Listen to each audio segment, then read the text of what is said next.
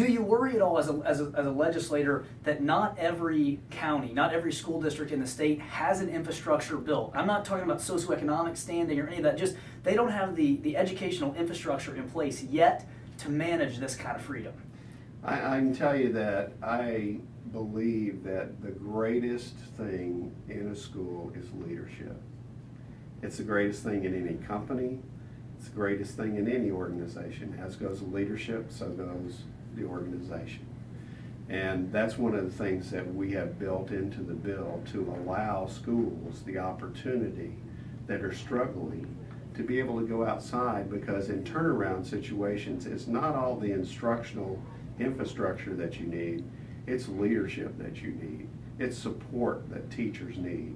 It's that team-oriented concept that they need to have from their leader that knows that they're valuable and their input is valued and their voice is being heard, because the greatest leader, I'm going to tell you, in my opinion, was Jesus Christ. And I noticed that there's a shift away from like program review to a letter of assurance. Just for one subject area. And the areas of art, I believe. Arts, humanities, and practical living. Okay. Yeah. And just curious if you could kind of help us, I guess, better see what that is envisioned to look like. Right. And also to be able to address some of the concerns that, as you Sure. can imagine, educators have. Absolutely. About seeing that as a possible devaluing of their own discipline. Mm-hmm. In the Well, grand scheme of and the things. way that we envision it, and then we've talked with the commissioner about it too as well, program review, as you know, has not really yielded any benefit.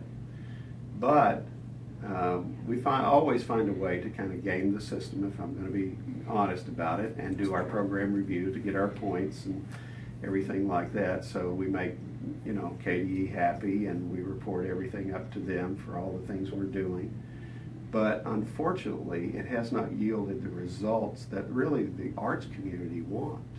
Because if you talk to them individually, you will find out, is this really happening at the middle school? Is this really happening at the elementary? Is this really happening in high school? Oh, no, they're not doing it here. They can point out all the flaws where it's not happening. But I believe if you are doing what we call an assurance, the form will be developed by KDE, and that'll be their responsibility to have them fill out this assurance, which is a report in sense of exactly how they're integrating and implementing arts, humanities, and practical living in their school. Each individual school will have to do this. The Site-Based Decision-Making Council will sign off on it along with the principal. It will actually go to the district, and there the superintendent will sign off for every one of his schools. It will go to KDE. They will have all of these assurances for all the schools from each district. If there's a complaint by a teacher, which could be an arts teacher, arts humanities, one of those, complaint by a student or a parent of a student, we want to make sure it's stakeholders within the system.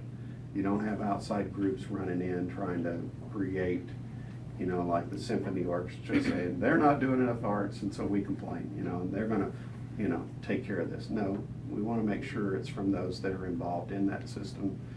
Then KDE can come down and do a full review of that school to find out, this is how you say you're implementing this in here. And based on our review, you're not. So you need to correct this, and you have a certain amount of time to do that. And these are our recommendations, but it's still up to you to make sure it gets done. They don't do it, KDE comes back, says, okay, you've had the opportunity, you still haven't done it, now this is what you're going to do. So that's the teeth in the assurance.